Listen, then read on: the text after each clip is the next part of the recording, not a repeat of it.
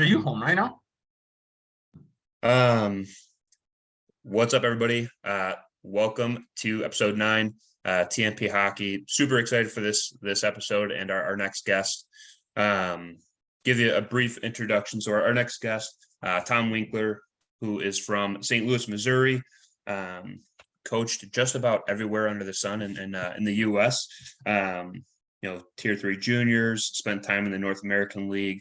Has coached in the professional ranks as well in the Southern Pro League. Most recently with NCAA D1, and then also spent some time in the AHL with Norfolk. And through this tenure, has got to see a lot of different experiences from a coaching perspective, scout, player development, GM. Got to wear all the different hats. So thanks for coming to the show, and happy to have you. Excited. Thanks, guys. Appreciate it. Yeah, no problem. So how's everything going for you? Good. Get a little bit of transition here, but finally starting to get some decent weather and enjoy a little bit of the off season. There you go. Nice. Are you in Huntsville, right? No, I'm in St. Louis right now. St. Louis. Okay. Still in St. Louis right now. Yeah. Yeah. Awesome. So wanted to go back into, your how you got into hockey, your playing background, if you played at all, going through your, pulling up some research, going through elite prospects, see a lot of coaching. Obviously, that's how we got that background. But growing up, did you play at all? Yeah. Grew up in St. Louis. Played club hockey here. Worked way up. Played some AAA. Played some and capped everything off. I played a year at Norwich University, small Division III school up in Vermont. It was a military school, and majority of my family is military with the exception of me. So had some issues with that side of things, and it didn't work out. But it was a great learning experience. Enjoyed my time at Norwich. I'm still in contact with my coaches and some of the guys that I played with. So it was very influential time, but wasn't long enough. And again, that kind of falls on me because it was an academic failure. So kind of one of those things where when I first got into coaching, it was took me a while to kind of figure it out. But once you start coaching, it's like you learn from your own mistakes, and didn't want any of the players to make the same mistakes that I did as far as failing out academically. So that was kind of the eventual motivation that led to getting into coaching and doing it seriously and doing it passionately. And, had some really great coaches here that fostered a love of the game, and some guys that really pushed me and challenged me, and, had a lot of success on some teams growing up and playing, and, obviously close ties to the hockey community here still in St. Louis. Yeah. And I think that's, pretty important to have those connections, and kind of like you're saying, get back to the game, right? Like, you've been through that experience. Dan and I were talking before this too, going out, doing your own thing, learning from actually doing it. And you can always help relay that story and that message too. But I'm curious, how did you get from St. Louis to Norwich, which obviously is pretty far away? How'd you make that connection? Yeah, it's pretty interesting because obviously we're talking a long time ago. We're talking late 80s, so I'm obviously dating myself.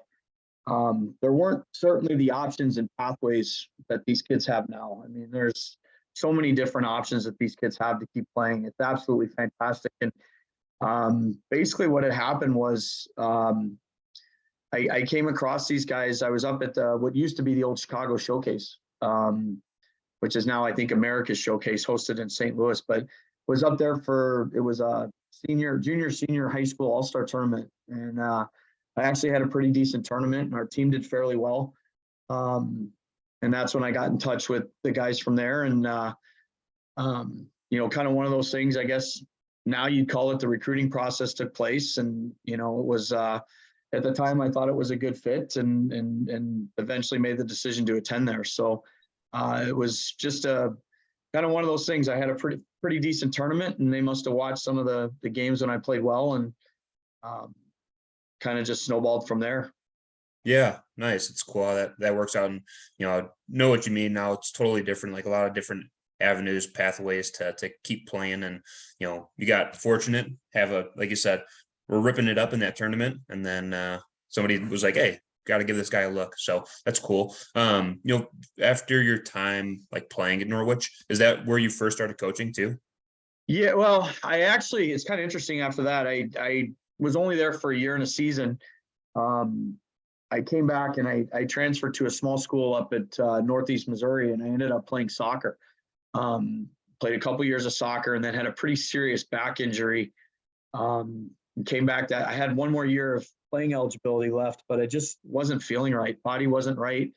There was a coaching change, and when the new coach came in, he's like, hey, he's like, with your injury and your workload as a senior, would you be more interested in stepping into coaching and helping us out than playing? At that point in time, the way I felt, that was the decision I made. So actually, if you really want to look at it, my first coaching job was with a soccer team out of Northeast Missouri State. And Mike Lynch was the guy that was the head coach, and he was an absolute unbelievable mentor. And he kind of fostered that, started out and lit the spark as far as the coaching flame went, and learned a lot from him and really had a passion for it. And then when I graduated, I came back to St. Louis, and I jumped right in coaching youth soccer and high school hockey right away, and had a lot of fun doing both and enjoyed it. And then eventually had to make a choice just because of time constraints and everything else. And that's when I started to do more along the lines with hockey, and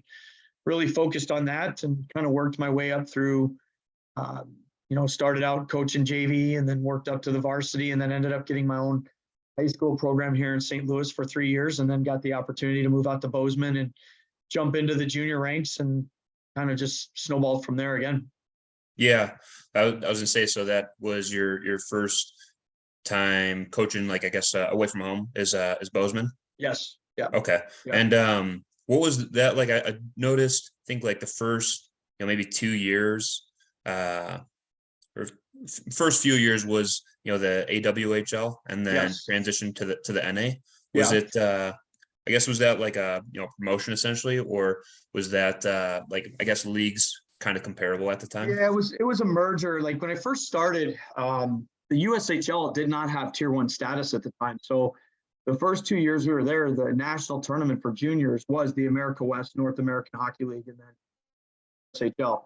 I believe it was maybe by the second year, and again, I'm going back quite a few, so my timing may be off. But once the USHL got Tier 1 status, then the national tournament just became the North American League and the America West League.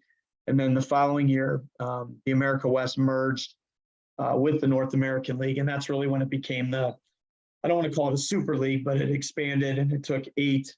I believe it was the 8 America West teams joined the North American League. So you had a Western division, a Central division, and that type of thing. So, it was, Okay. at the time, it was a really good, move. It was good for the players as far as more exposure. Little tougher for the Western teams because travel increased quite a bit as far as showcases. I believe we did a showcase in Chicago, and then there was another one in Boston. So the travel, eventually that led to the downfall of some of the teams that came in at the start, was the amount of travel that was increased. But, it was a great experience. It was great for the players. It put everybody on an even keel as far as recruiting at that time, when it just became one league, because obviously even when we were the AW, you're still recruiting against the North American League, the USHL. It was difficult. It was difficult to recruit against, especially the USHL. But it was the programs out there were all great. The arenas were great. It was a very, very much a crowd driven league. I mean, we had the amenities that we had in Bozeman were second to none. They were fantastic, and we were averaging 3,500 people a night for a junior hockey game, and the atmosphere was electric. And obviously we had some strong team success, so it was a very good run out there. Yeah, that was going to be my next question, was when you stepped into that role, like, did you see success right away, or did it take a little bit of time to kind of develop, your thought of how to like run the team and stuff like that? Well, when we first got out there, we were new as a staff. John LaFontaine was the head coach, and he brought in Terry Mitro, the other assistant, and myself. And so we were all new, getting to know each other. The first year, We had a very successful year. We finished a couple games over 500, made the playoffs. The year before, I believe the team had won single digits in games. Okay. So Johnny came in and really established a fantastic culture. And again, another unbelievable mentor. He was awesome to Terry and myself, and worked with us and developed us and really challenged us. It was great. Like, one of my vivid memories was like the first week we were up there, he's like, he looks at me, he's like, Tommy, you were a forward, so I'm assuming you want to run the forwards and work with the power play. And I'm like, absolutely. And he goes, well, guess what? You're going to run the D and do the penalty kill. And I was like, oh, all right. Guess I better get figuring some things out here. So he was awesome at doing things like that, challenging us, making us uncomfortable. And we had great success. The second year we won the league regular season, won the playoffs, and then we ended up we hosted the Nationals that year, and it was us and the Fernie Ghost Riders from the AW, and then it was Pittsburgh Forge and CompuWare from the North American League.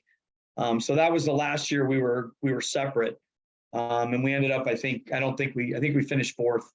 We didn't have a real good national tournament, which was a little bit disappointing, but it was still an amazing season. And again, it was a transition. I mean, obviously, anytime you jump up levels, there's that transitional year, and learning new coaches and how they do things, and so it was fantastic. Just everything's been a great learning experience, no question. Yeah, and I'm sure that was a great experience. Working with him too. Pretty big, well-known like hockey family as well. Did his brother Pat ever come out and help out as he well? Did. Yep. Yeah. Pat came out and visited with us a few times, which was awesome. And then we also had Brian Trotier's brother lived in Bozeman for a little bit too. So we were fortunate to have Brian come out and spend some time with the team. And then we also had it was a player from back in the 50s and 60s in the NHL, Marty Pavlich, lived in Big Sky, Montana, and Marty would come out and he would still put the skates on and tool around in practice. And, he was kind of in that dynasty when they were winning cups in the 50s. So we had a lot of great references and people to visit with and talk with and bounce ideas off of. And so it was just a very good system we had there. Yeah. That's really cool. Probably a lot of, like you mentioned, he was challenging you guys a lot, might have been like uncomfortable at times too, but cool, learning a lot and getting to experiment and learn different things. So it's cool to get pushed outside your comfort zone. I was looking at one of your next opportunities too was with Hampton and the Road Whalers. So what was that like, going from being assistant coach? I know there was a little bit of time between then, but then being the head coach and GM. There's like a lot of pressure in that. Yeah, it was a different, obviously after I left Bozeman, I went back to St. Louis for a couple of years and coached the St. Louis Junior Blues, and did a project called the Hockey Academy of St. Louis, which was partnered up with some Blues players and was a kind of ahead of its time off ice training type facility. And then after a couple of years of that, I did get the opportunity to go out to Hampton Roads and take over a program. And at that point in time, I kind of felt, I had spent quite a few years as an assistant coach, and it was time to take that next step, be a head coach and take over a program and start to learn, quite frankly, more of the business sides of it. When you're a GM, there's a lot more to it than just coaching. Your coaching's maybe 10 to 12% of your day. The rest of the time, if you're at a pay-to-play level, there's a lot of other things you're engulfed in, whether it's player fees, it's billets, it's making the kids to school. If they're not in school, making sure they're working, establishing those guidelines and staying on top of things. And, kids are kids, they're going to test you, they're going to challenge you. So it keeps you on your toes. And it's definitely a 24/7 when you're coaching, the tier 3 or pay to play junior hockey levels. And even at the North American League, there's still quite a bit of leadership that has to be, again, it's a lot of those teams, whether they're the tier 3 or North American League, they're in small towns, small communities. You've got to make sure that everybody understands what's expected. making sure the players understand that they're under the microscope, and anything they do is a reflection of you as the GM and ownership, and you got to make sure that they're towing that line. So there's a lot that goes into it other than just getting out on the practices, that's for sure. Yeah.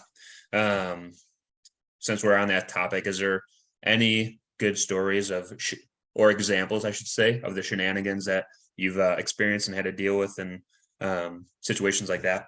Oh gosh. Yeah, there are, but we're talking statute of limitations, and kids are kids. They're going to test you. There was a funny story in Gillette one time. I did curfew checks quite a bit just to keep the kids honest. And we had a weekend off, and I decided to do the curfew check. So I'm driving around at 1 o'clock in the morning, and I go to this particular house, and a couple players are, they're standing on the porch, and they got cowboy hats and Speedos on. They were waiting for me.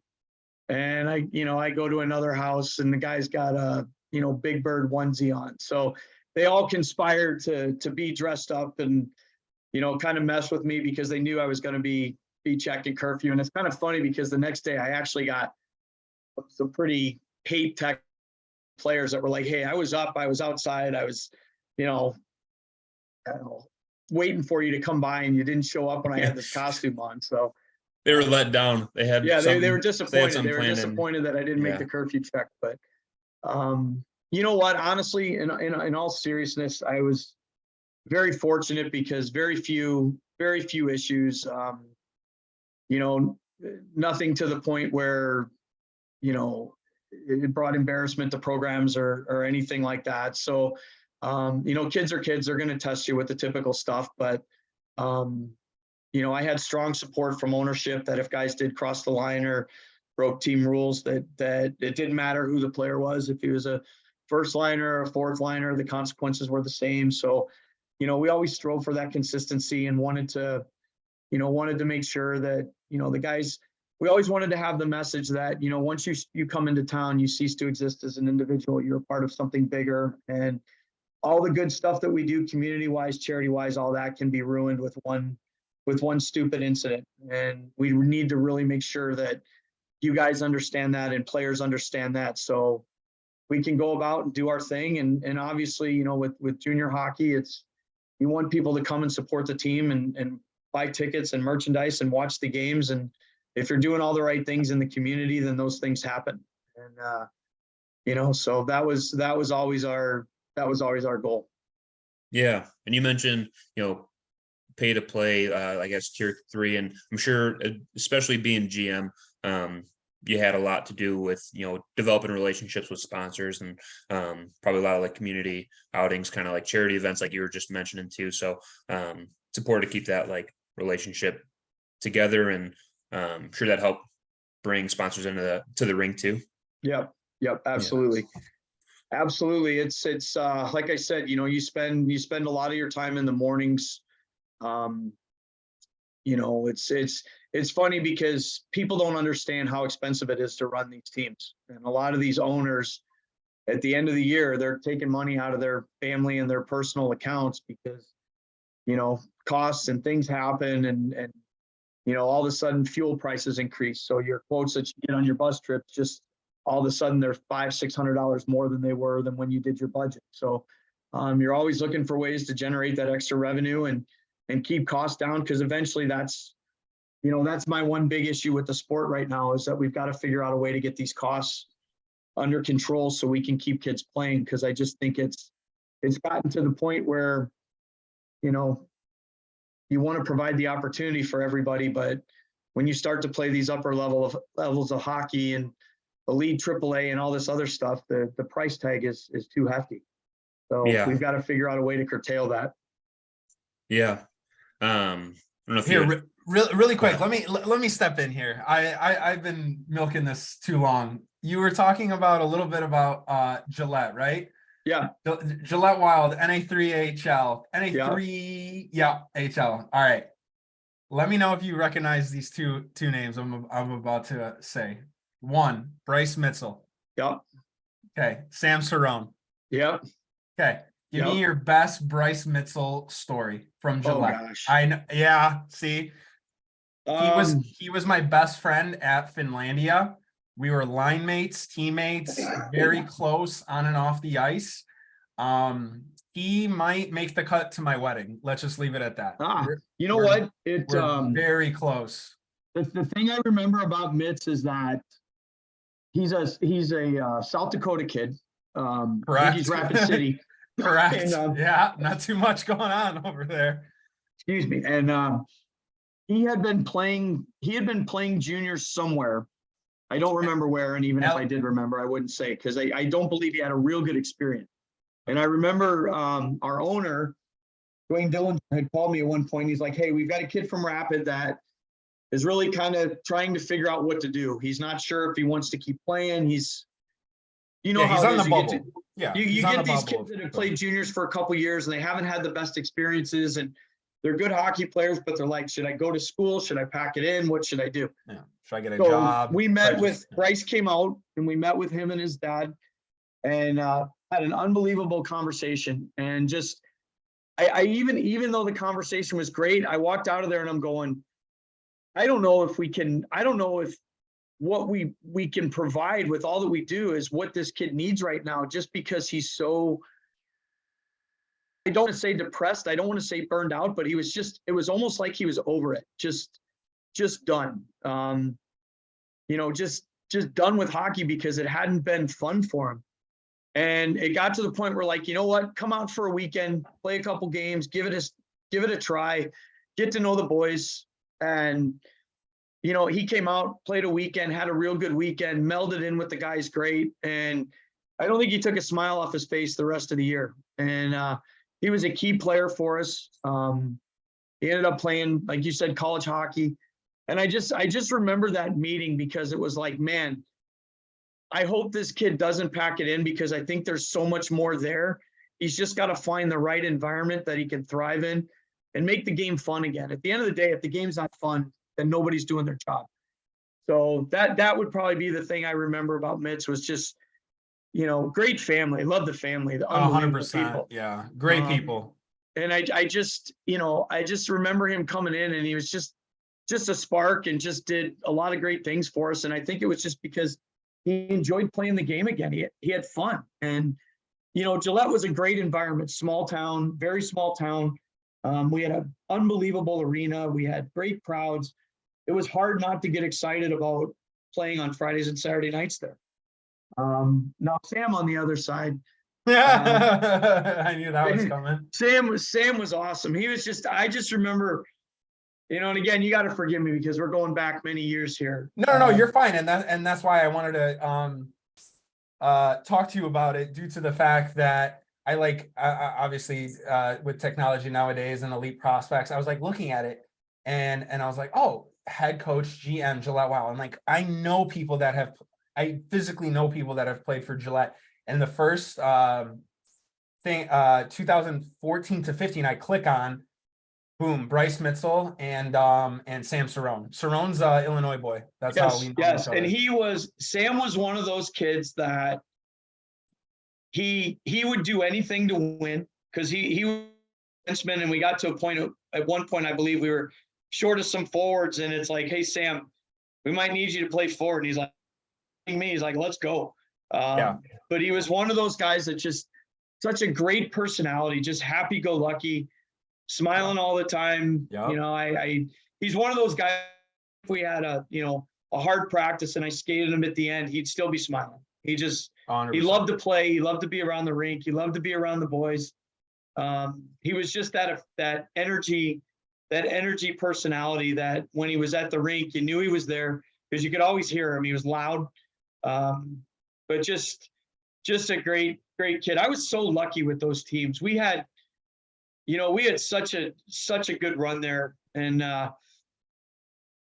this is the first conference call I was ever on. We were an expansion team that year. And after the call was over, a couple of the owners stayed on and they were asking me, how's recruiting going? And one of the guys at that time said, listen, He's like, Winks, we know you. We know you're a competitor. We know you want to win. You're not going to win 10 games this year. So you need to kind of change your mindset as to Wow. how things are going to go and just get a feel for it and take this year to learn things. And I'll be honest with you, that kind of pissed me off. And, Yeah. I signed and laminated it, and we had it in the locker room that the first thing I told the boys at our season meeting is I said, listen, let's understand one thing right now. We are all the land of misfit toys. We're the guys that nobody wanted. And I said, there's people in this league that don't think we're going to win 10 games. And this group of kids that first year, it was a mission. And we went through ups and downs. We struggled. We'd win a big game, and then we'd go get blown out by Helena 10-0 the next night and have to put the pieces back together. But at the end of the year, we finished 23-2. We made the playoffs over two teams that were not expansion teams, that had a year or two under their belt. And that was, in all my years of doing this, there's obviously tons of memories and teams you're always proud of and this and that. But that group was something special because every single one of us, myself included, we had a chip on our shoulder. And after we won like the 15th or 16th game, I saw that person who made that comment, and I'm just like, 10 games, huh? Like, we're not done yet. And it was a great place, incredible place. And it's great to see they're having success now. Well, the NA3 still. That's Sam Kidd talk about competing, and kind of said, sounds like the rest of that team was the same way too, having the chip on their shoulder. That Sam Kidd, was he kind of bigger too? Like, would he mix it up? Yeah, Sam came around a little later. I want to say Sam was probably my third year. Okay. The third season I was there. Yeah, Sam was gritty. Sam played hard. That's kind of the way all the teams I had there we skill. We had some upper end skill, but we didn't have four lines that were gonna, play like the University of Minnesota does, where it's just unbelievable pretty hockey. I mean, we had guys that were gonna go hard to the net, and we're gonna play till the whistle, and we're gonna protect the front of the net at our end, and we're gonna crash the net at the other end. And we were always good on walls. We won a lot of wall battles and played physical and things of that nature. So, it's for me, competing's a big thing. You have to compete. If you don't compete, you don't want to win battles. And, there's a lot more skill in the game now. We all know that. What these kids can do. You watch what these young kids are doing in the NHL right now. It's disgusting how much skill they have and how good they are, and their hand-eye coordination and all that. And we had guys that could put the puck in the net, but we also had guys that could run you over. And if you wanted to cross the line, they weren't afraid to cross it with you. So really quick, I just one or two more things to add. With me and Sarge, we're talking about it a little bit before my junior hockey experience, his junior hockey experience, and all that good stuff. Obviously, you were the head coach, GM for numerous teams. I want to get a coach's, GM's perspective on what goes through your head, your mindset, on you're about to cut or trade a player. Okay. This is like the first time we've talked about this, I think, on this podcast. I mean, episode 9, maybe Sarge was a little bit too scared to ask, but you'll get to know me more. But I'm funny. I want to make content, all that good stuff. But then also I'm interested to see, because I have been traded before, and I was very emotional in my career when I got traded, but then everything ended up turning out okay and well. But I just want to know, I've never had to do that before. Yeah. I've never had to tell a player, hey, you're traded. It's a tale of two situations, and I'll explain both. When I was in Bozeman in the A-Dub in the North American League, when it was the tier 2 level, it's a little bit heartless and it's a little bit vicious. A great example is the first time I had to cut a player that I recruited. And he was a kid that came in and was a good hockey player, but kind of, off ice and just not getting it. Wasn't checking all the boxes. Just not getting it. He wasn't fully committed. and he was, he was my recruit, my player. So Johnny's like, I'd like you to handle this. And it's like, all right. And basically it was a kid that was from far away from Bozeman. And I just brought him in and I said, listen, things aren't working out here. You got to go. You got 24 hours because we got another kid coming in and we need your house. And it was awful. But it was what needed to be done at that particular situation. And, this particular player was like, well, do you have another team? Am I being traded? I'm like, no, you're being released. Yeah. At this point in time, we've had multiple conversations. You've been late for meetings. You've missed this. You sat in one particular meeting with sunglasses on. It's like, there's certain signs here that this isn't working.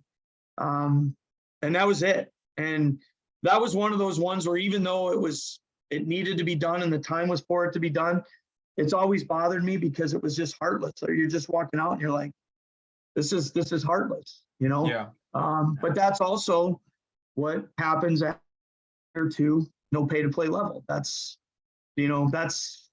how it goes. Now that was the most ruthless I think I've ever been. And, obviously I remember it vividly. So it's not something that I'm proud of, but it was something that needed to be done. I do think the kid ended up latching on with another team. So like you said, sometimes these things work out and work out for him.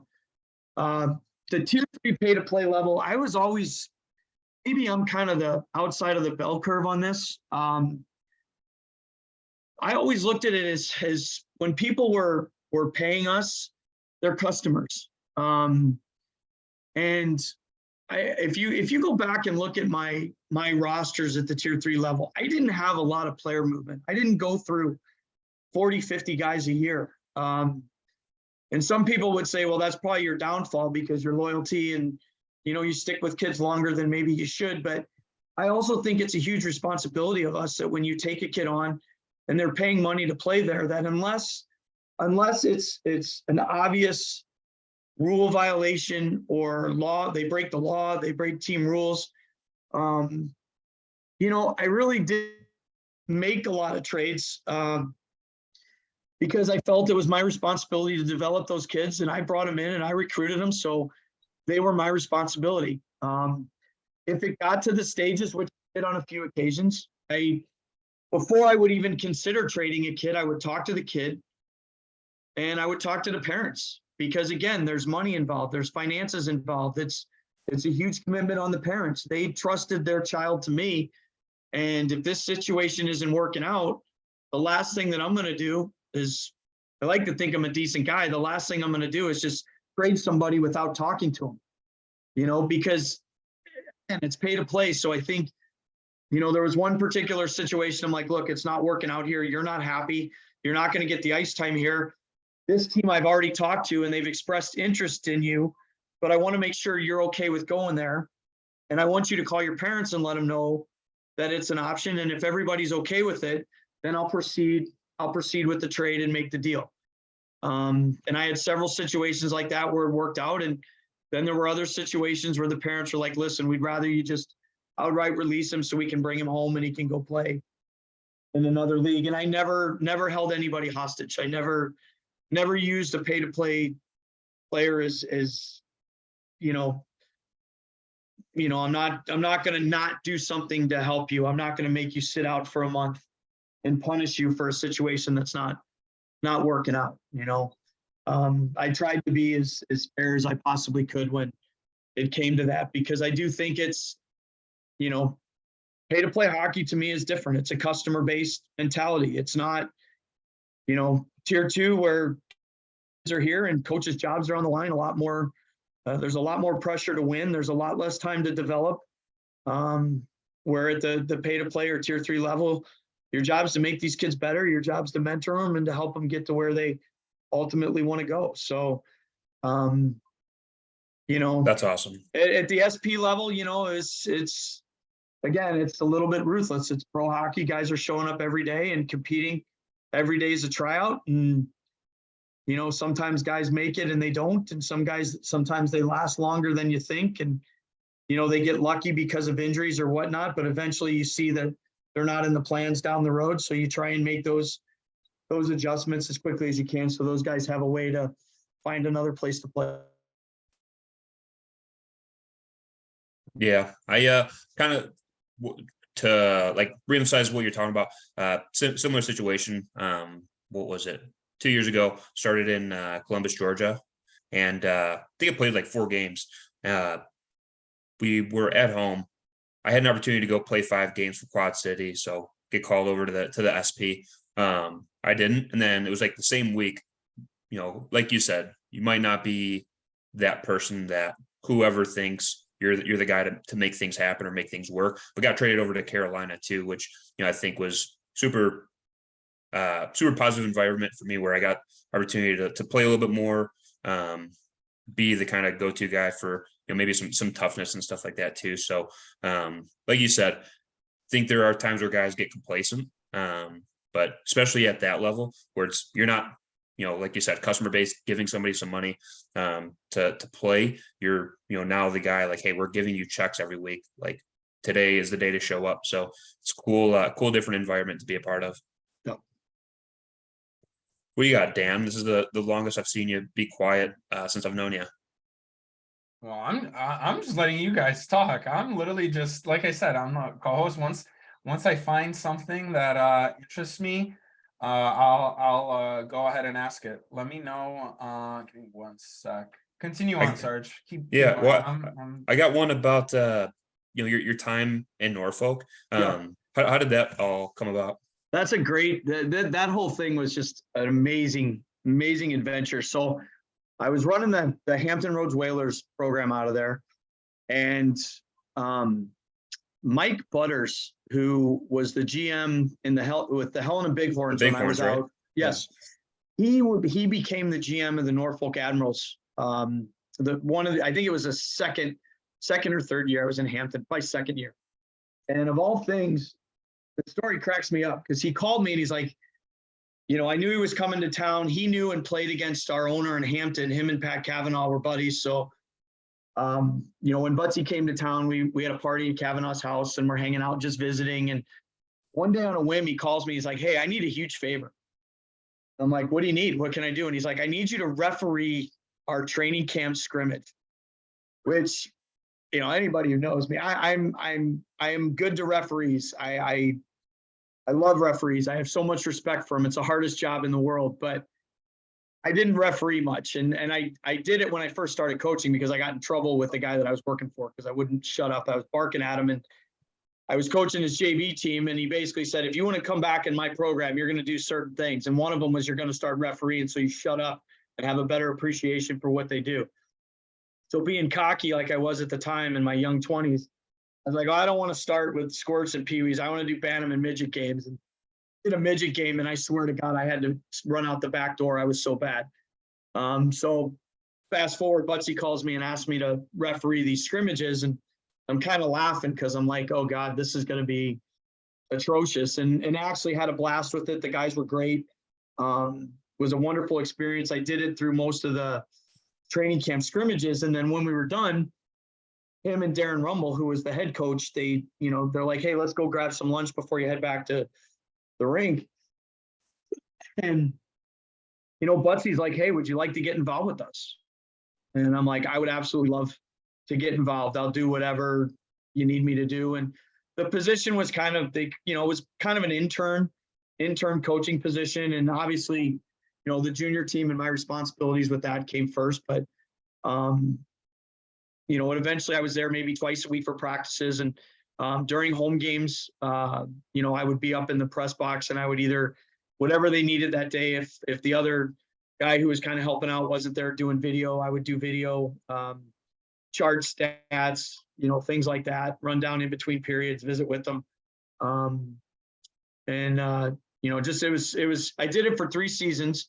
The first year was fantastic, and ended up going on the road with them and was on the bench for the last 4 games of that first year. And the road trip was amazing. Great group of guys, great memories. The second year, there was a little bit of turmoil. There was a lot of coaching changes. Tampa was kind of in turmoil. They had some owners that were kind of going back and forth at each other. And So there was a little bit of uneasiness, I guess, with the second year. And then the last year I did it was John Cooper's first year down there when Coop took over and the new ownership group and all that. And I was still involved. I wasn't as heavily involved on the ice and things like that as I was the first 2 years. It was more just starting things, helping with video, helping with stats, things like that. So it was a 3-year deal, and then eventually ended up heading out to Gillette after that third season. But it was quite an experience. Saw a lot of cool things, met a lot of really unbelievable people. There were a lot of great people involved with Tampa, Tom Curvers, like I said, Julian Brisebois, Steve Eiserman, all those guys, they came down the last year. So getting to meet those guys and interact with them a little bit was fantastic. Darren was great. Jimmy Johnson was down there, Lee Mendelson. So a lot of hockey people that came through, a lot of great guys, learned a ton. Yeah, that was gonna be my next question. Was there a lot of things that you like picked up there that you would take back to use with either Hampton or the junior teams? Oh, absolutely. Everything from, X's and O's and obviously styles of play and skill development, things like that. The biggest thing I think was the people skills. And those guys in the American League, I don't think people realize how difficult it is for those coaches, because there's a lot of things that happen that aren't necessarily under their control. You've got guys under NHL contracts that are down there, they got to play. So there's a lot of people management, personality management. Coop was the one thing, learned a ton of things from all these guys, but the one was a real stickler about that I love and try to do as much as possible ever since I learned it from him. But he wanted the coaches, the trainers, the equipment guys, he wanted everybody to have 5 non-hockey interactions with every player between Monday and Thursday, which was, he was a master at it. Like, he'd skate around before practice and just skate up to guys and be like, hey, how's the apartment? How's it going? You're recovering from an injury. How you doing? Your wife's not here. How you doing? How's the family? And that's one of the things that I think is such a great lesson, because you're with this at any level, your players, if they don't feel that there's some type of support from you or some type of respect and you don't care about them, then you can't ask them to do certain things and you can't expect certain things out of them. And I think you listen to interviews for all these players that played for Coop and a lot of these other guys, they always say he's a player's coach, and he's a player's coach because he cares about his people. And yeah. I think that's, that is so huge. And that's that board where all the check marks, and if guys didn't have the check marks done by the end of he was on them, and I think it was just a great thing. And I did that a lot with our guys in the SP, because new guys coming in and this and that. And, that's how you get to know them, and that's how you build relationships. And that's when you have teams that win championships. It really is that. It's overused, but everybody says it's a family culture, but there's a lot of truth to it. Yeah.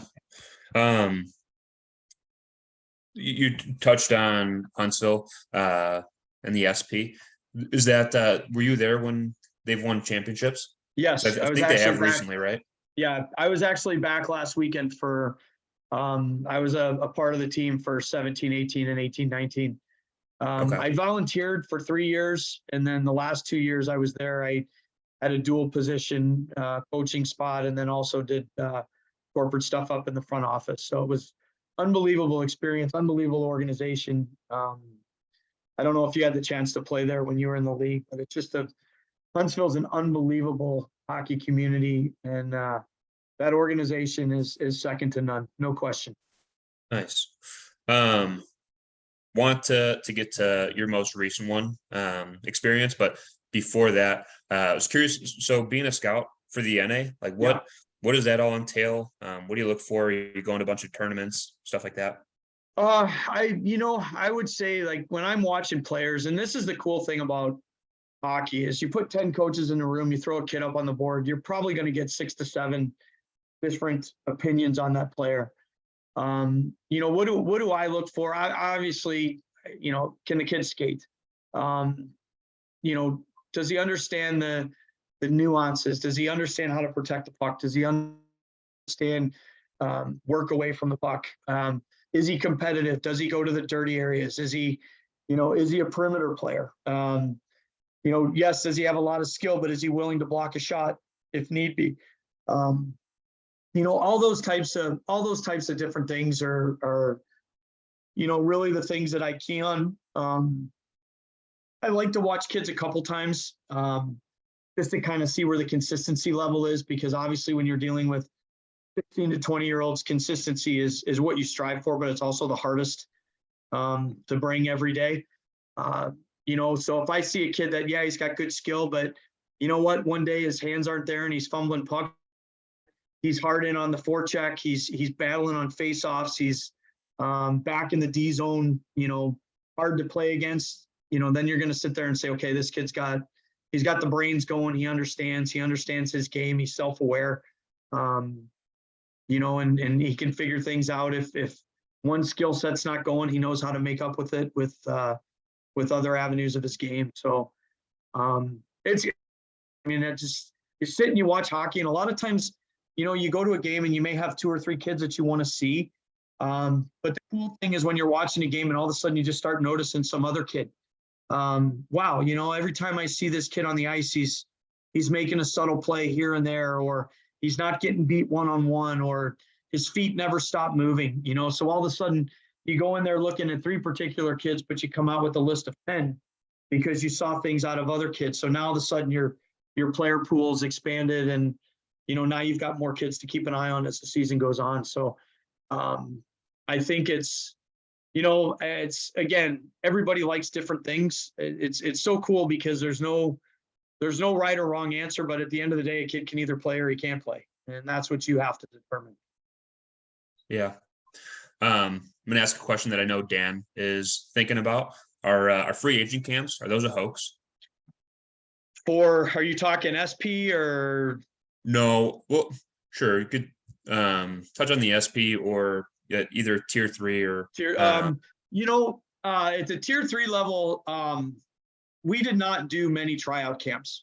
I was lucky, and again, I had a lot of relationships with North American League guys down here with Total Package Hockey and Point Mallard. We had an affiliation with Shreveport. So obviously that was my connection, and I did a lot of recruiting, and we would have Shreveport would only do one main camp.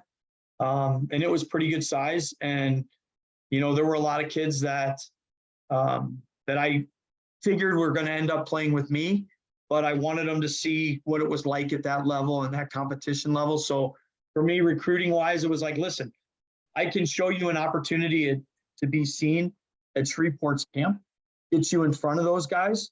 And if it doesn't work for you, then you can come back and, you have an option with me, which was a great recruiting tool. And there were a lot of those kids that went, to those camps and either ended up doing well in Shreveport or other North American League teams, or ended up back with us. I don't really believe at the tier 3 level that you should try and do tryout camps and things like that, just for the sheer fact that a lot of the kids that are going to end up playing you, they're going to do the pre-draft camps and the North American League combines and camps like that. Which I think are, the North American League does a nice job now with these combines. It brings kids in, brings scouts from all over. So I think from a parental standpoint, parents aren't running around from open camp to open camp to open camp. I think you're seeing the open camps go away. You do see the pre-drafts, which are necessary for the teams to increase their player pools, and you see the main camps. But I think because of the combines and things like that, that the open camps have kind of gone away, which personally I think is a good thing. I don't think there needs to be too many of those. Nice. Yeah, I know a kid that I used to coach a few years ago. He's in 08, was just at one of the combines for the NA. So it's cool. Still keeping in touch, keeping those relationships. So the dad was texting me, and guess he was crushing it. So always happy to hear that stuff. Absolutely. So yeah, wanted to, you've been super gracious with your time. Wanted to jump into like your most recent experience. So you were with Lindenwood this year. Yes. And so this was their first year with an NCAA D1 program. Correct. Okay, nice. Yeah, how did you make that connection? How did you make the connection there? The head coach there, Rick Sambo, Rick and I had known each other for many years. And really it was just a by chance thing. I was up in St. Louis visiting, and he reached out in the summertime, and he was looking for a staff member, wanted to know if I was interested, and it just kind of went from there. It was an amazing year, absolutely amazing year. Learned a ton. The level of competition that we played at, the venues that we played at, the experiences, it was amazing. And credit to our players. Our players battled and competed hard every single night, every game. And honestly, the first 2 weekends we go into Mariucci and Yost, 14 draft picks on Minnesota playing the first night. And our kids battled. I mean, we had respectable scores against those teams.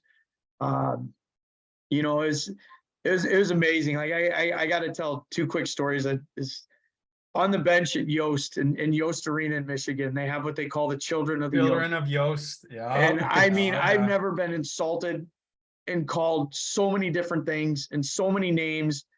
I was such an easy target because I'm not a tall guy. And I'm telling you what, I sat there and I remember going, this is awesome. I am getting absolutely chirped, carved up, humiliated, insulted, and I just couldn't stop grinning. It was unbelievable.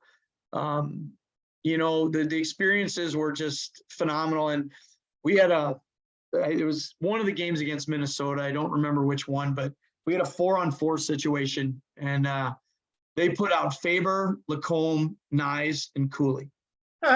And the puck never touched the ice on the opening and the face-off in our zone. The guy batted it out of midair. It was like, I mean, it was just the way these kids moved the puck, and then they moved.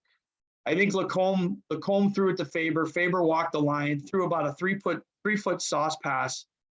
Nyes just skates by, moving screen in front of the net, and just redirects it in the upper corner after about 45 to 50 seconds of nothing but straight dominance and puck control. And our poor kids come off the ice and they're looking at us like, what are we supposed to do? And it's like, maybe next time break somebody's ankle, because you're not gonna stop these kids. Their skill level was just, off the charts. The huge kid from Michigan, it was like pond hockey for him.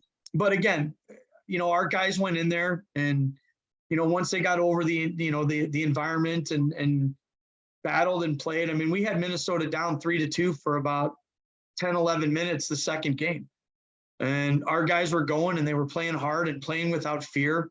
And it was really fun to watch. It was fun to watch as the season went on with their confidence and their ability to go into the Wisconsins, the Denvers, and not be intimidated. I mean, we had Denver 2-2 with less than 2 minutes to go the second game there. I mean, we played just unbelievable. And then, of course, one of their NHL draft picks said enough of this, and he goes out and buries one to get the winner for him. But, again, it was just the skill level, even with our kids at practice, just, the little things that they excel at and, where they're at and how good those kids are. And then you see the kids at the Michigans, at the Minnesotas, at the North Dakotas, at the Denvers. It's such an appreciation of where the skill level is at right now. But amazing experience. The places we went to and the arenas we played in were just unbelievable. Yeah, I'm sure, obviously from a coaching standpoint, you appreciate that skill. And I'm sure like the guys do too from some point, but, I'm sure seeing the different levels to the game and where certain guys are at, like kind of will light a fire too. Like, man, there's another level to get to, try to get to it. So that's cool. And kind of like what you mentioned, it's awesome seeing how much they would compete like that, looking up the scores and how the season went. Like that first game, shut out 4-0, but the next night come back and, like you mentioned, have a really good game where, it's a 2-goal game, 4-6 game. And, you might have an off night, but the next night the boys it seems like the repeat theme was always coming back the next night stronger. Yep. No, it was again, it was, just seeing where those levels are at and then seeing how our guys responded was incredible. Yeah. Really quick, of all the venues you played at, give me your top two favorite places to play at. That we did this past year. Correct. Um, The fact that you guys went to North Dakota and I think the final score was 3-4, yeah, unbelievable. yeah. At North Dakota as well.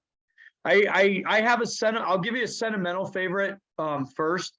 We played UVM, and when I was in Norwich, we actually played in that. I got to play in that building. It was really cool going back and seeing how much it hadn't changed in 30 plus years. The gut is what they call it. It's Gutterson Fieldhouse. It was like walking back in. For me, it was like I was just there. It was crazy. Walking back in there and seeing it and jumping back on the ice for practice. It was for me, that was a special place because it was cool to go back to a building that I had actually had the privilege of playing in many, many years ago. Man, when it comes to the other ones, it's so hard to pick because they're all just you were everywhere. Minnesota, I mean, Michigan, Denver, North Dakota, Wisconsin, Minnesota, Denver, yeah. ASU. Yeah, what do they call it? The Mullet Arena. That's Mullet. right. That's right. Yeah. Yeah. You know what? I'll be honest with you. That's an incredible college building, incredible atmosphere, but it's an absolute embarrassment that an NHL team plays there. Yeah. We just couldn't stop. I mean, from the college environment, it was awesome. Awesome place to play. I don't know. I'd have to go back to, I'm going to have to call it a tie because Vermont would be, for me personally, number one, but then Minnesota and Michigan were tied for two. Mariucci and Yost, huh? Yeah.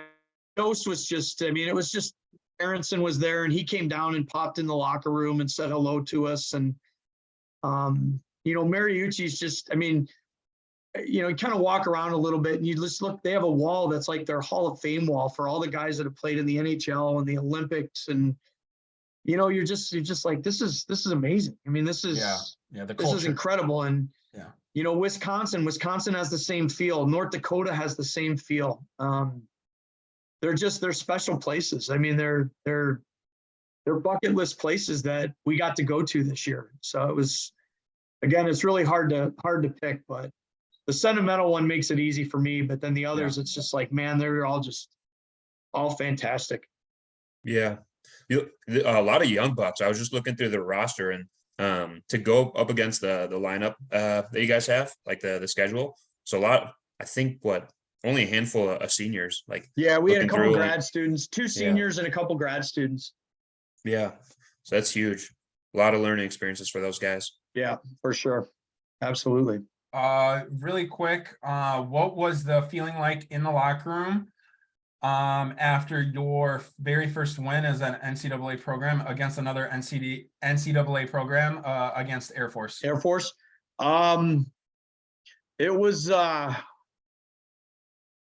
pretty awesome. That was, and it was cool because it was actually the first home game.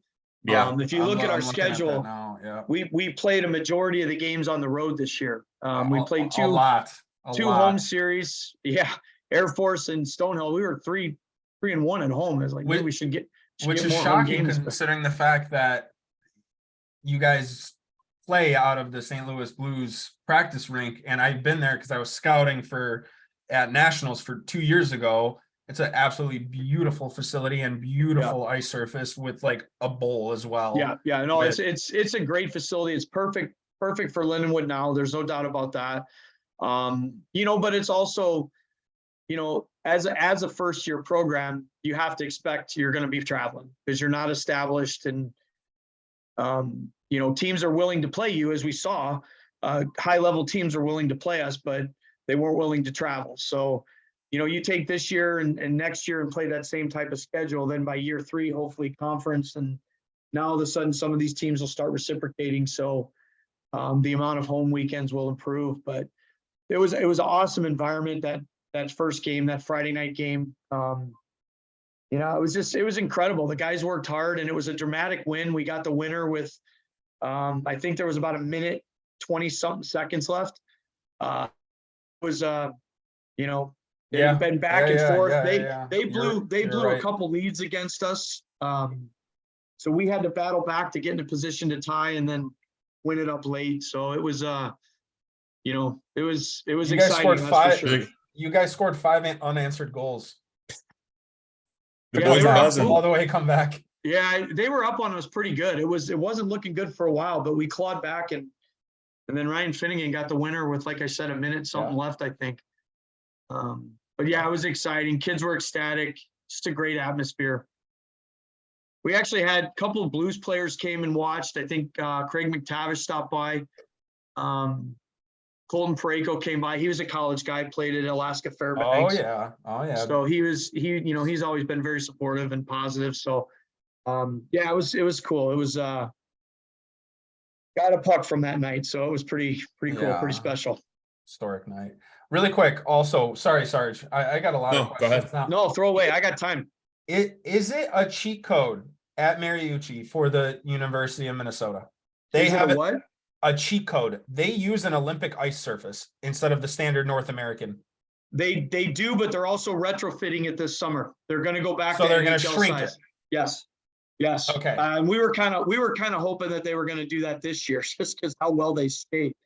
But I think that's what I'm saying. That's why I was asking, because every time I feel like anyone goes and plays at Mariucci, it's an Olympic ice sheet. it's a huge advantage for them. Huge difference. But they've also had I don't want this to sound wrong, but they haven't had a lot of success in the postseason because they play the tournament games on NHL size rinks. That's what I'm saying. That's why So I'm just I still never understood that. I believe that's the reasoning for them downsizing and going back to NHL sheets, is to get more consistency as far as the sheets that they play on. So they are retrofitting it this summer. Yeah, no, okay, perfect. I was gonna say, I was like, every time I talk about it,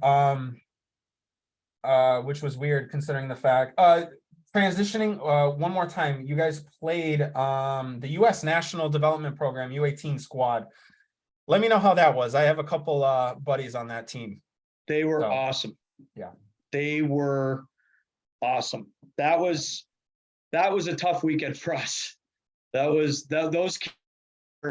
I remember I came down between the periods. I was up in the press box and, I'm looking at Z and I'm like, I don't have notes on us because I just was watching them because they were just that fun to watch. The U18 team, right? Their execution, man, oh man, could they shoot the puck. Yep. It was, and the thing about that, like their fourth line, like we were looking at the lineup sheet and I don't have it in front of me. So don't ask me names because I don't remember, but I'm looking at their fourth line and I'm going, their fourth line has 72 points. Our fourth line has 6. Did you notice that their first line also is all committed to Boston College? All BU, yeah. We were looking for the BU shuttle bus outside, but we didn't see it. There's a reason for that. One of my buddies, Gabriel Perot, plays for that team, and he was the last one to commit to Boston College, and there was a reason for that. I asked him. Well, he told me I wasn't allowed to say anything. I wasn't allowed. I'm like, I'm not going to tweet it out to TSN. Like, relax. Yeah. But obviously when you're at that type of height of your hockey career, like all those guys are going to be first rounders. Gabe's projected to go mid-pack. Will Smith, top 5.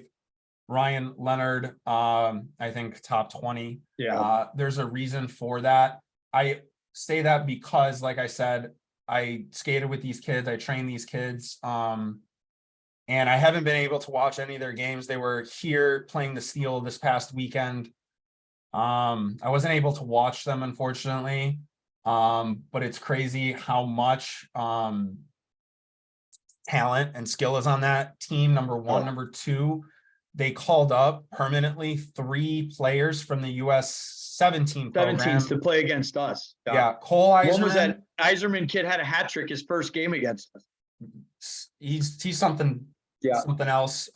James Haggis, I watched him at the Steel tryout main camp his U14 year when he still played for Mount St. Charles. He was he was my favorite player to watch at that entire camp.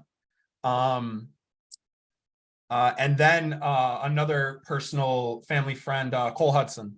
Yeah. His brother Lane is obviously on Yeah. BU. He's playing tonight. I'm shocked that he got snubbed.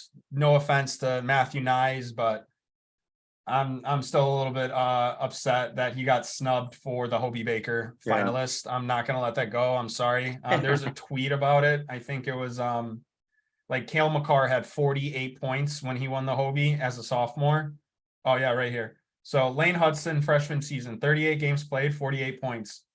Cale McCarr sophomore year, 41 games played, 49 points as a sophomore. Hobie Baker winner, and Lane didn't make it the top 3. So I'm not gonna let that go. I'm a little shocked. But like I said, no offense to Matthew Nyes, but and he's a sophomore, and Lane had more points than him as a freshman defenseman. Come on, come on. Those guys they're all such talented players that it's splitting hairs when you find out the difference between them, because they're all so good. And that U18 team, I really liked. I'll tell you, the one kid that stuck out for me was the defenseman Cleveland, big kid. Brady. Oh, just Henri. He reminded me of Chris Pronger. He had a big stick. He played hard. He was always in the middle of things. Didn't back down from anybody. It was just like, this kid's going to be legit. It's crazy considering the fact that obviously I'm not a coach or anything, but he only has 6 points on the year. But obviously, if he stands out, there's a reason why. He's a defensive. He's a defensive defenseman, I guess. Yeah, that's exactly what I was. He was impactful that weekend against us. There's no question. No question. Yeah, 6'4". Yeah, 6'4", big body on skates, 6'6", 220 pounds. Yeah, I mean, if you can skate like that, then all the more to him. Yeah, I mean, this year's team is really special. Like I said, really quick, best player in college hockey. Best player in college hockey that you played against, that you guys played against this year.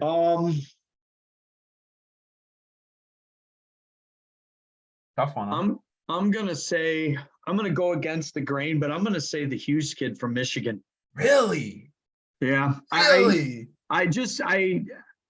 He's that good, huh? The way the game is effortless to him. You know, I mean, Fantilli and Nyes and all those, because there's again, it's splitting hairs. You could pick any one of them. It's a great pick. But that's why I wanted to ask you, because you actually have seen these guys in real life, literally like 5 feet away. Yeah. What makes these guys so special? And that's why I wanted to ask, in your opinion. He skated. I mean, he did whatever he wanted, whenever he wanted. And I think at the end of the games, he wasn't even sweaty. He's that effortless. He's just that, man. The game is just that simple to him. You know, it's that, and that's a kid scary. Like I'm really excited to see him translate that to the next level, to the NHL because level. You know what? Yeah. He's going to go against men that are is he going to be able to translate that at the next level? Because I think he's dominated this level. I think he's outplayed it. I think he's ready for that next challenge. And I just, 100%. he was so good against us. And the other side of the coin too is, you know, when we played Michigan and Minnesota, that was Cooley's first weekend in college hockey. That was Snuggerud's first weekend in college hockey. So it's like, you know, we caught them when we needed to. Yeah. Now all of a sudden those kids got 30 games under their belt. They've adjusted. They adjusted to the now speed. Now they're dominant. Now they're dominant. And well, it shows. That's a really great question. But I still think you know. Yeah, he's really special. Oh man, he was getting a lot of criticism during the World Juniors. That's all I remember. You know what he did? I don't think he had a real good tournament. I don't think he. And you're talking the best. For me to sit there and say he didn't meet expectations, it's like, oh my gosh, I can't believe I'm saying that. But I think he did have he didn't have the best World Juniors, but I still think that kid is that family. Holy cow! What a mom and dad are loving life. That's for sure. They got some wonderful hockey players. So really quick, Sarge Belpedio, you know, Nick, right? So he obviously is best friends with Alex Turcotte. So, and Alex and Jack Hughes are best friends, and Alex lived with the Hughes family when they played for the national team development program. And when they go, they had like a YouTube documentary about it. All these NHL guys go there. Luke, Jack, Quinn, Dylan Larkin was there. Regardless, like top NHL talent, young talent. And it's the dad, Jim, running every single one of the skates. And every Really? single time Belpedio, he plays at Colgate. He's a defenseman. Yeah. He would go up there and train for like a month or two in Michigan, live with Turcotte and his family, and skate every single day with the dad. And I was like, okay, well, like, how are the skates? You know, who's running the skates? Is it like a NHL coach? He's like, no, it's legitimately Jack, Quinn, and Luke's dad.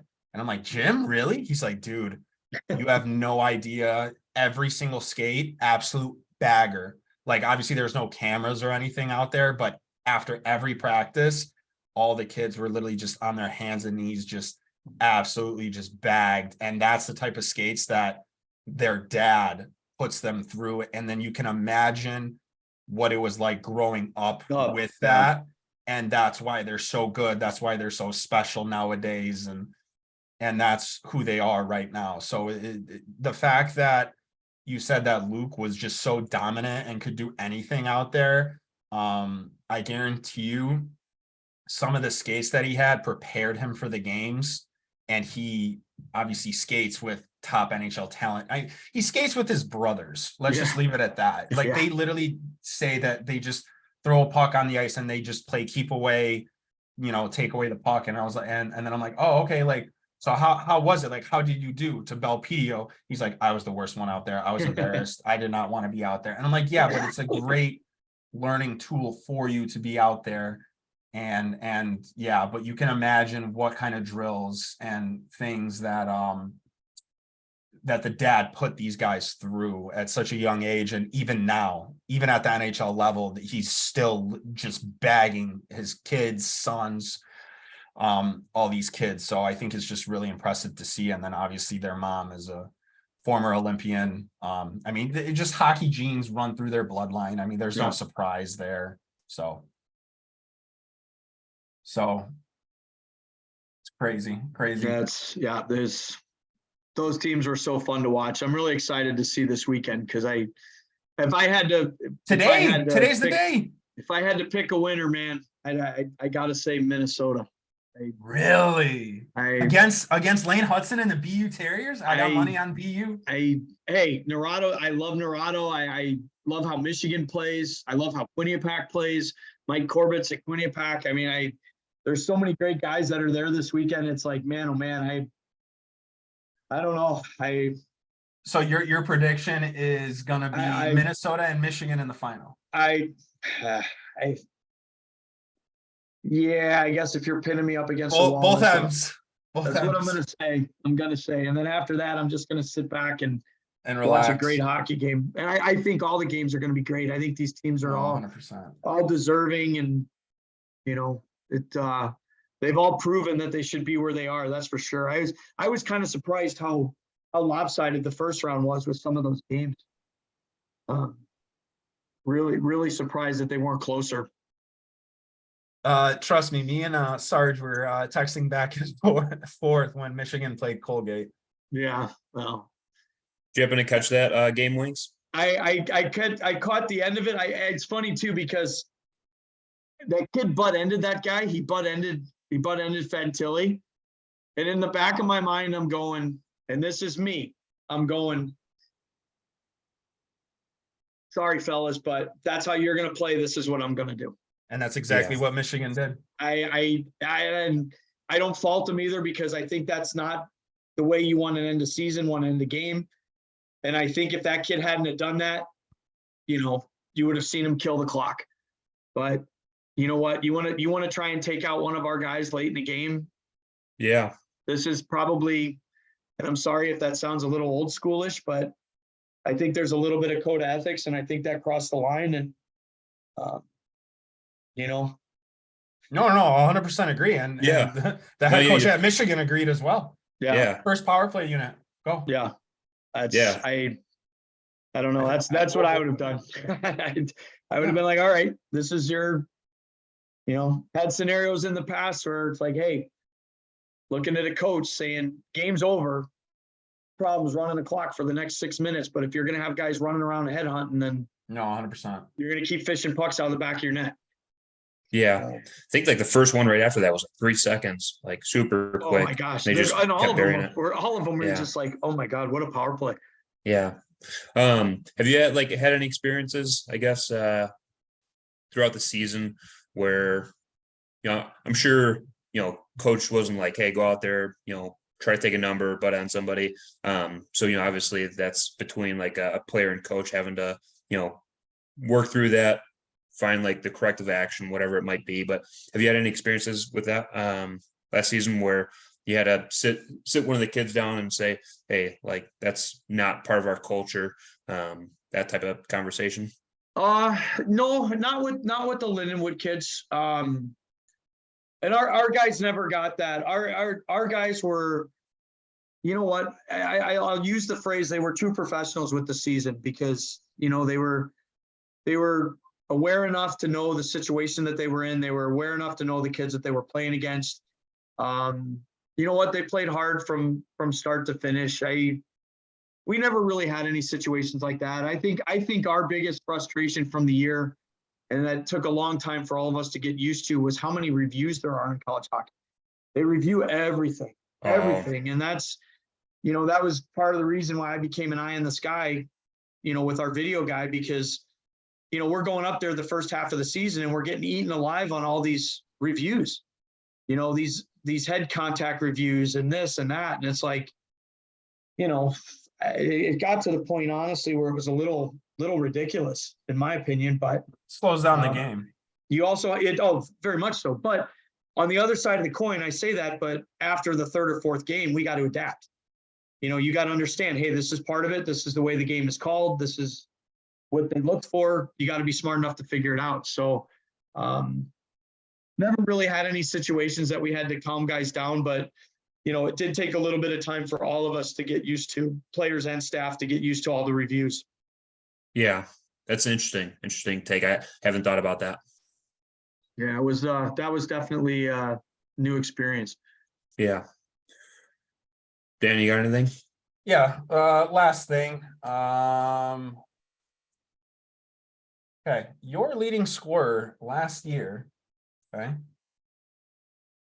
Can you pronounce his last name? Because I don't want to mispronounce it and then get yelled at. David Gagnon. Gagnon. Okay. Gagnon. Yeah. Okay. Can you explain to everyone listening? Like I said, I don't know how famous we are yet.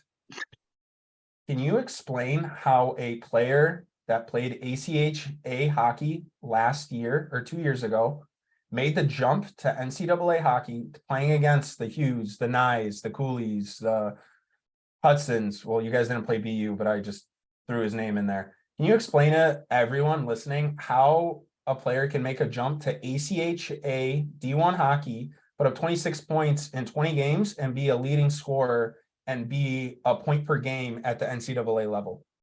Was a lot. That's crazy. Well, no, and this is where the credit goes to the staff the prior year. Obviously, prior to me joining, these guys did an amazing job recruiting, and a lot of credit goes to the kids, because those kids were recruited there had been a lot of talks that the team was going Division I, but there had been nothing solidified. So that recruiting class that those guys put together last year, they were all kids that some were transfers, some had some Division I experience, some had other offers, but they took the gamble, they rolled the dice, and they came to Lindenwood with the hope that they were going to get the Division I, the jump. So those kids that played that ACHA, a lot of those kids that came in that class for this year, they were Division I caliber players. Because if you look at what that team did at the ACHA the last year, they were just they won the dominant. national championship. I think they won the national championship. They were disgustingly dominant, an unbelievable team at that level. So a kid like David, who probably could have went somewhere else and played last year, took the gamble, rolled the dice, made the transition, and then made the transition to the level this year. And he's a very heady, smart talk about a kid that understands how to find quiet ice and good spaces, and reads plays well. He's a kid that team's going to be built around, for the next couple of years. Very, very heady, very smart, cerebral hockey player. So it's, to me, watching him through the year, and even watching some video on him when I first got there last year, it was like, man, he was like Luke Hughes at the ACHA level. He wasn't breaking a sweat. He was a man amongst boys playing at that level. And it's crazy considering the fact that, no disrespect to the league that he played in prior to that, the CCHL, it's not a USHL. Yeah. It's not a BC. Yeah. I obviously don't want to discredit the CCHL at all. But you just don't typically hear about that type of impact that players like that have. And then even before that, he played in the MJHL. Yeah, I think he actually might have taken a year off at juniors and played high school too. He had kind of a crazy pathway for sure.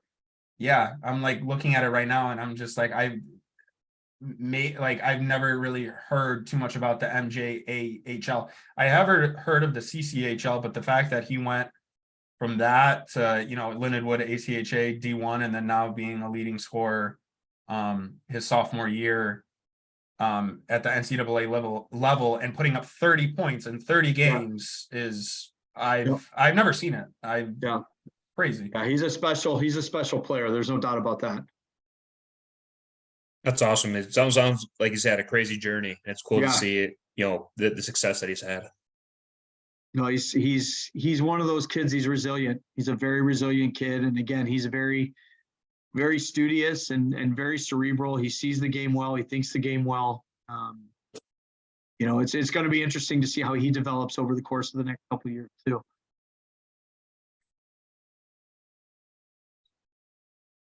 Sarge. Yeah. So how do you guys know Papish? He played for actually same team. I don't think at the same time that Sarnecki played at the Bulldogs. Okay. It was out of a rink called Romeoville, Camlin. Okay. And so we were that's how we knew each other. So I was playing U18s there. He was playing for the Bulldogs, and that's how we met. Okay. Yeah. Now there's a kid that kept me on my toes. Let's hear it. Come on. Give us some good stuff. You know what? When he came to us, he was trying to figure things out. That's all I'm going to say. He was trying to figure it out. And, you know what? He was a fun kid to coach. He's another one of those guys like Sam. He kept things light, kept me on my toes. Wasn't one of those guys that was afraid to fling a little trash talk at me every now and again. But you know what? He came in raw, and he worked hard, and his skill sets improved. And he's another kid that battled. He competed. And his improvement from the time he got there to the time he left was huge. But again, he was a team guy, loved to win, didn't like to sit out. There were times I sat him out just because again, we had a deep team. And then when he first got out there, he had to kind of figure out his role and figure out how to battle and be a consistent player. And once he earned his minutes and took advantage of it. So he's a good kid. He's one of those kids that I'm really proud of him. He came in, he worked hard, he figured some things out, and he's a productive citizen now, which is a good thing for him. Love that. That kind of speaks to what you're saying, just a work in progress when you met him. That's so funny. Well, yeah, I know I'm curious about how the connection was made with you two, but I think he's similar to, maybe Sam or that other kid that you mentioned where, with the Bulldogs didn't have the greatest experience and was, battling a lot of like not playing, sitting out, stuff like that. So, it's awesome to see him have an opportunity to work with you. And he speaks super highly of you. So how'd you guys make that connection? You know what? It's funny because I'm trying to remember. I want to say that he was referred to me by somebody. Doug Bossy. I can't remember. Honestly, now you're testing my memory, which isn't good. I want to say that somebody reached out on his behalf, and it was kind of the same thing. Hey, I got a kid here that's looking for a home. Would you be willing to take a look at him? And he might have had a buddy on the team. He might have known somebody on the team that made the connection with me that way. But yeah, I think I have to say it was through something along those lines, because I don't really remember. I don't remember doing any recruiting or anything like that, or watching him at a showcase. I think it was through some type of mutual contact was how we got hooked up. Okay, nice. You talk about him being like a team guy. I'm guessing he was probably one of those guys that, he ended up calling you. He's like, hey, you didn't come by for bedroom or like whatever curfew, like what's going on? And He probably was had one a of the full ones I'm costume sure ready. I checked. Yeah, I'm sure I checked his house. There was that you can almost mark that down as a given that when I did curfew checks, I was checking in on Pat. yeah. Because I, got to spend more time with him like off ice. Don't really know what he was like on the ice. Was he like a jokester, or did he take things pretty serious? Or No, and like? you know what? He enjoyed the game. Like, he had a routine during warmups. I do remember this, where him and another guy would get inside the red line, and they would, they'd stretch out, and then the next thing you know, they're firing 8-foot saucer passes at each other. That was kind of his routine. And once game time started, it was go time. And, I remember him being a mid-6 type guy, third line guy, sometimes fourth line minutes. He was one of those guys where it was like, all right, you're probably going to be F1 on the forecheck. So this is what you need to do. And you need to be responsible defensively, and go from there. Take care of the little things. That's how you earn your next shift. That's how you earn more minutes. That's kind of the type of player that he was. Yeah. But yeah, he ended up being very reliable. I mean, I believe he ended up being a regular for us, where he was, playing regular minutes and dressing every game. Nice. Yeah, you don't know him, right, Dan? Or do you? No. No. What were we talking about? Colin Papish. But just a beauty. Only know him like for a short time, but yeah, it was somebody that we're still keep in touch every now and then. So glad he's doing well. Yeah, good. Yeah. Oh, he's a 94 birthday. Yeah. What are you, Dan? A 96? Young buck. I'm a 95. Okay. I got to spin the roulette wheel when it comes to that. I'm a 70 birthday. You're young though. You're fine. Yeah. Oh, he's a Chicago kid. I didn't know too much about him. He was a 94 Bulldogs, Gillette Wild, Steel County Blades, and then Minnesota Owls. And then, yeah, I don't personally know him, no. Yeah. We, some fun ones. You had to have getting tossed from a game before. Like, you got any good stories about losing it maybe early on? One of my favorites. This is a classic. So we're playing, and again, I don't remember which specific year in Gillette. We're playing the Yellowstone Quake, and a buddy of mine is coaching that team. And towards the end of the first period, one of the kids on Yellowstone runs one of our kids from behind really bad. It's a bad hit. Ref makes the call, kicks the kid out of the game. It is what it is, right? Things happen. Well, the period ends and the players are all leaving the ice. And my buddy who's coaching Yellowstone starts walking towards me. And so picture the ice rink. You've got the benches and penalty boxes on one side, and then you've got all the stands on the other side. And we walk across at the end of the periods, the ice, to get to our locker rooms, which split. Oh, great. So my buddy comes over to me and he's like, dude, I am garbage hit. I'll take care of it. I mean, we're having a friendly conversation, right? There's nothing hostile about this at all, but the fans don't know that. So they see Tommy start walking towards me and I'm walking towards him, and he's on his side of the red and I'm on my side of the red, and we're walking and we're having a conversation. I'm like, dude, hey, my guy's okay. We got lucky. We're good. There's no issues.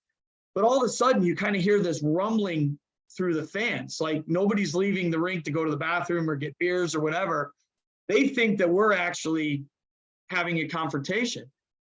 So finally I'm like, Tommy, we got to play this up. The fans think we're going at it. Let's start hamming this thing up. So he starts pointing at me, he's pointing at me and he's like, what kind of beer you got in the fridge? I'm like, we got Bud Light. come over after the game. We'll have a couple beers. So we're being, we're yelling and screaming. Yeah, you're and playing getting it close up. to each other. You're playing it up. Oh, absolutely. So the crowd's starting to go nuts. They're all like, hey, kick his ass wings, blah, blah, blah, yelling, screaming. Well, then the ref comes back out because he hears this ruckus. Well, the ref skates up and he's like, what's going on here? And I look at him and I'm like, absolutely nothing. Come to the coach's room after the game. We're having beers. Play along. Act like we're fighting. We're not. So we are just playing this thing up. I mean, and the building is just going, just exploding, right? The fans are going crazy. So finally we get to, the ref's kind of like, all right, he holds Tommy back and he's like, Winks, you get off the ice. So I get off the ice and fans are cheering and this and that. And Tommy gets off the ice and they're screaming and yelling at him and throwing soda cups at him. And it was absolutely hilarious. Well, my owner at the time obviously didn't have a clue what was going on. So the ref walks into the tunnel between our coach's office and the ref's room. We shared a tunnel, which wasn't necessarily the best setup, but it worked. And so we walk in there and the ref and I, we're just cracking up. And Dillinger comes in and he's spitting mad. He's yelling at me. He's like, what are you doing? What are you doing? I looked at him. I said, what are you so upset for, man? We just got another 10 minutes of beer sales and we're having a good old time and we're just hamming it up. So everybody had a good laugh about it. And we still talk about it to this day because I wish I would have had video of it because it was, the fans were going absolutely nuts. They thought we were literally going to fist fight as we came off the ice. And we played that one up pretty good. So that's awesome. Good awareness. I always enjoy telling that one because it's a fun one. Yeah, that's awesome. Way to be, aware of the situation. That's too funny. I wanted to ask you because you had brought up Helena earlier. I'm not sure how you pronounce it. I feel like I keep messing it up. And then Butters. Was Butters the one, like he had some kind of part in making the Saw movies or something like that? Mike was actually, I've never seen the Saw movies, but I think it's in Saw 1 where the guy gets mangled in like the barbed wire fence at the beginning. Have you ever seen that? Yeah. Because that's him. That's his role. No way. He was also the guys that, like, his connection with Norfolk and all that and Helena was that Oren Kulis and Lenny Bari, they were involved with him in Helena, but they were also the guys that owned Tampa. And Oren Kulis was the Hollywood movie guy. So that was Mike's connection with that. Mike was also in Titanic. He had a couple cameo parts in Titanic. So he's been on the big screen quite a bit. That's awesome. That's super cool. He's just crushing it in hockey and movies, just doing it all, wearing all the hats. He's an awesome guy too. Great guy. When I was 16, actually, so my brother, he's 5 years older, played there. I think like the next year, as a 16-year-old, I might have went out and did their tryout or something like that. And it was actually in Vegas. Did you guys ever do the Vegas tryout? I like realizing now, like that's 100% for the coaches, right? Like, 100%. Why else are you having tryouts in Vegas? We actually did AWHL showcase in Vegas, and that's a coach's nightmare. That's a coach's nightmare. It was a lot of fun, but there wasn't a lot of sleep because constant room checks and just making sure that it's real easy. I don't care how old you are. It's real easy to get in trouble in Vegas. Oh yeah. We did the showcase out there. The league did it out there one year and did a great job. It was a great showcase, but again, it's not as relaxing as you think when you're out with your team because of all the distractions and other things that you need to deal with. Oh yeah, I'm sure. Guys, and then make sure everybody's in their rooms, everybody's good, everybody's safe. All right, I think I did room checks at like boys. 1, 3. I did room checks at like 1, 3, 5, and 7. So I didn't get a whole lot of sleep out there. Yeah, that's funny. Well, yeah, Dan, do you have anything else? Winks can definitely let you go. Again, you've been super gracious with your time. It's been awesome. But Dan, you got anything? Yeah. We like to do this segment at the end, rapid fire questions. All right. Let me know when you're ready. Hey, fire away. Black or white tape? White. For what? On your stick or what? Oh my God. What, you put black tape on the handle? Well, you didn't. You just said black or white tape. You didn't tell me where. On the handle, white, blade black. Oh, okay. Most famous person in your phone. In On your my contact. phone. Yeah. Would Besides be Mike Besides Sarge. would be most famous DB Sweeney. Who's that? He's a movie star. He played in 8 Men Out. Oh, okay. I Yeah. gotta look into that. Favorite place to go vacationing? The beach. Anywhere Anywhere beach. on the beach? Yeah. Favorite movie? Really? Slapshot. Oh God. If you weren't coaching, what would you be doing Oh. for a living, for a career?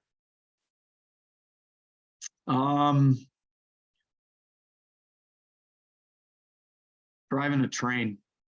Driving a train, so Nice. pushing a button and Yeah. just letting it go. Favorite player in the NHL? Favorite player in the NHL. Cale Makar. Why? I love the way that kid skates. He's the. If you ever want to study power skating and edge control, there's the guy to watch. What about Luke Hughes?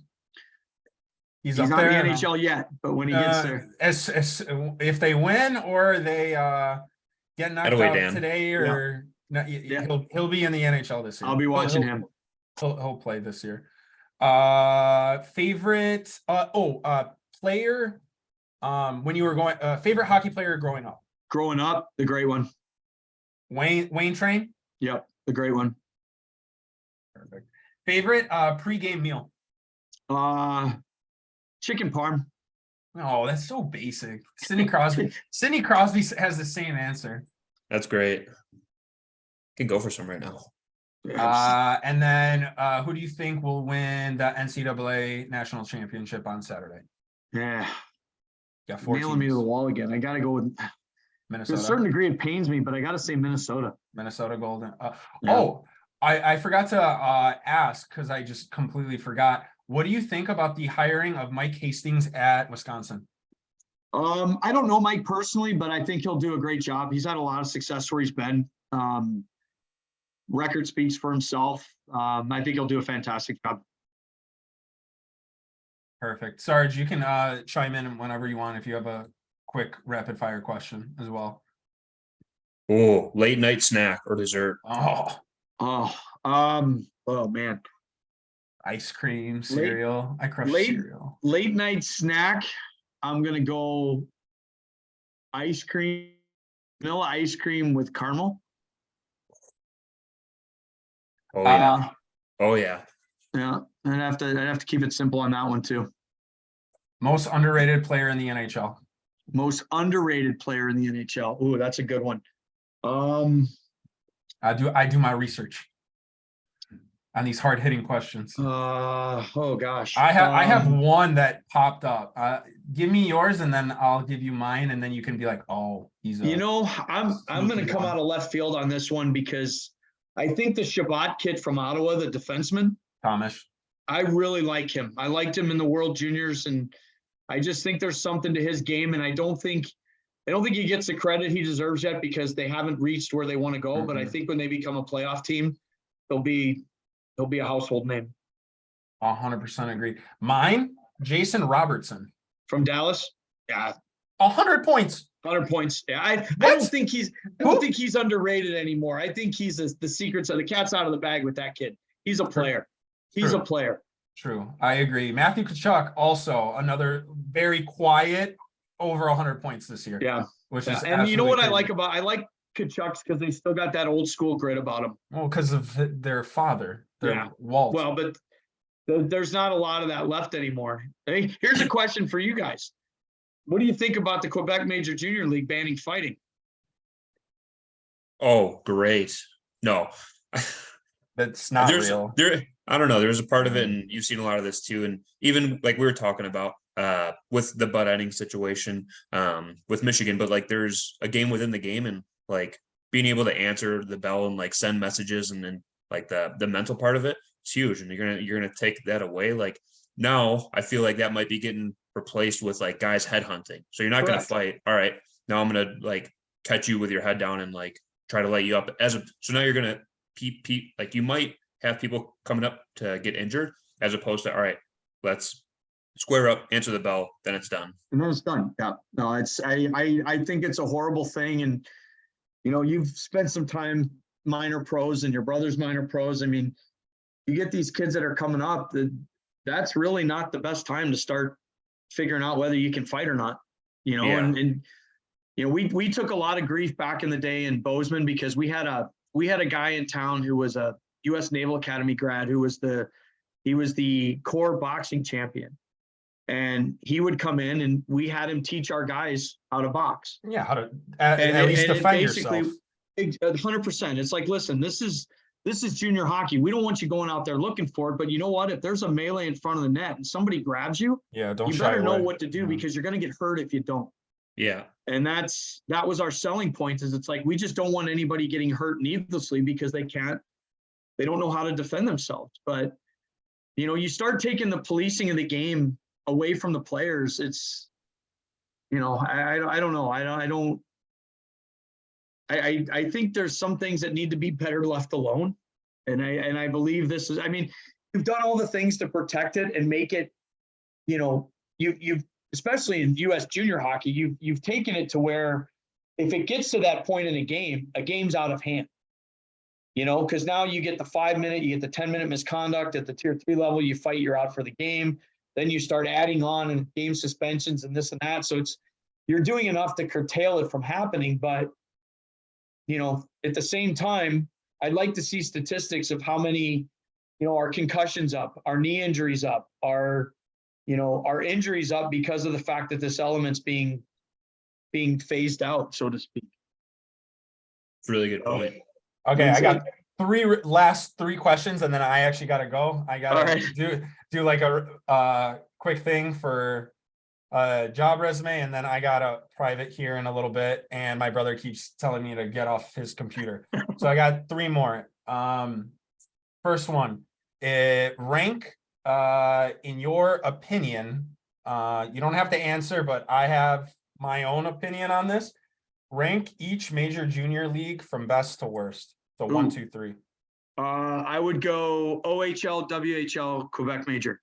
That's exactly my answer. Yep. Sarge, what about you? Yeah, that's what I was thinking too. Okay. Second question, should college hockey implement visors? They should, but they never will. Favorite app on your phone? Favorite app on my phone? Uber Eats. I'm old school. Oh my gosh, I'd have to say my NHL app. MySpace. Yeah. MySpace. Sarge, if you have any more, we've been almost 2 hours. Yeah, no, this has been awesome. Thanks for sharing time with us and bringing up some. I like that nugget at the end. Like it would be cool. Do you know why they won't implement visors in college? You think? Insurance. Yeah. I guarantee you, it's really? a total insurance thing. Yeah. Canadian college, everyone Canadian college uses wears visors, right? Yeah, in Canadian college, yeah. U Sports, yeah, absolutely. EIS is allowed to wear visors 100%. Yep. I believe it's an insurance thing, a liability thing.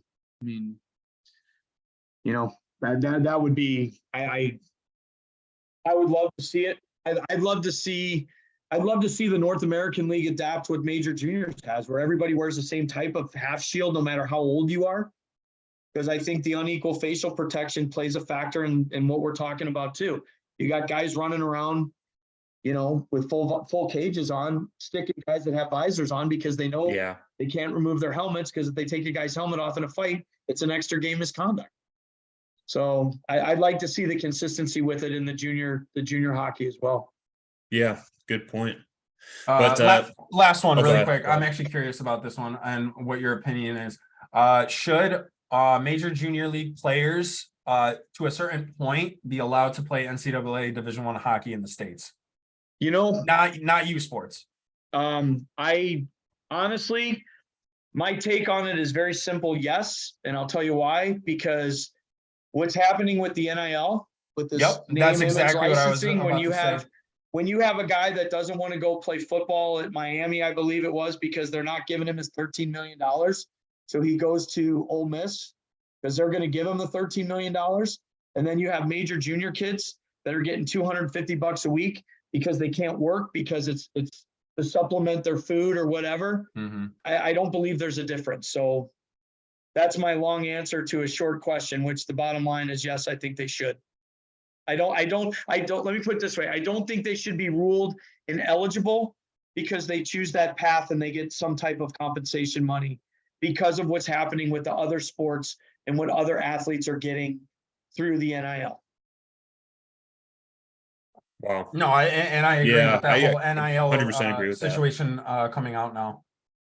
Yeah, Where college athletes are making millions of dollars on their presence on social media, TikTok, Instagram, whatever you want to call it, and the fact that they are allowed to get these millions of dollars but still continue, being a college athlete. Yeah, for example. I don't see what the difference is. I don't see what the difference is. So, and I think that opens up a whole nother question of, all of a sudden there could be kids that play major juniors for 2 to 3 years that want to come back.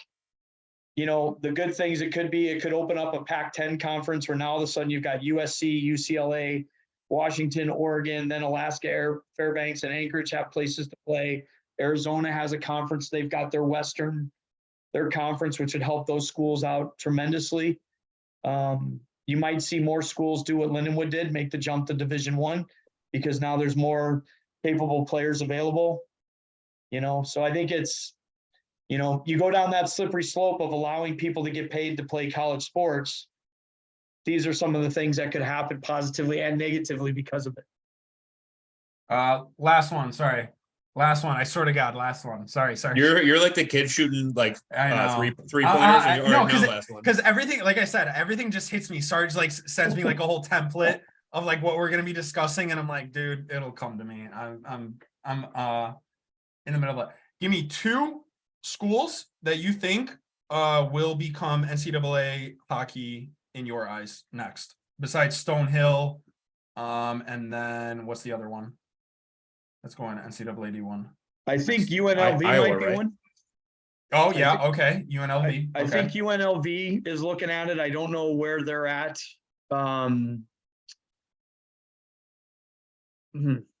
Another one would. U of I was supposed to get one. Selfishly, in this area, I'd like to see possibly Maryville do it, so there'd be a nice rivalry in state. Yeah, Maryville. U of I was supposed to get one. University of Illinois, but I don't know what. Yeah, they bailed. They bailed on that. I remember hearing that, but they pulled out of those discussions. I still don't know why. I guess it wasn't they have a rink on campus. Yeah, that's crazy to me. Yeah, crazy rink there too. I don't know if either of you have been there. I hate it. I have not, but I've heard it's huge. I've heard it's bigger than Minnesota. Yeah, it's an honest cheat code. That's an honest cheat code. It's bigger and wider than Olympic ice. What did somebody say about Minnesota's rink? It was like playing on the Great Lakes.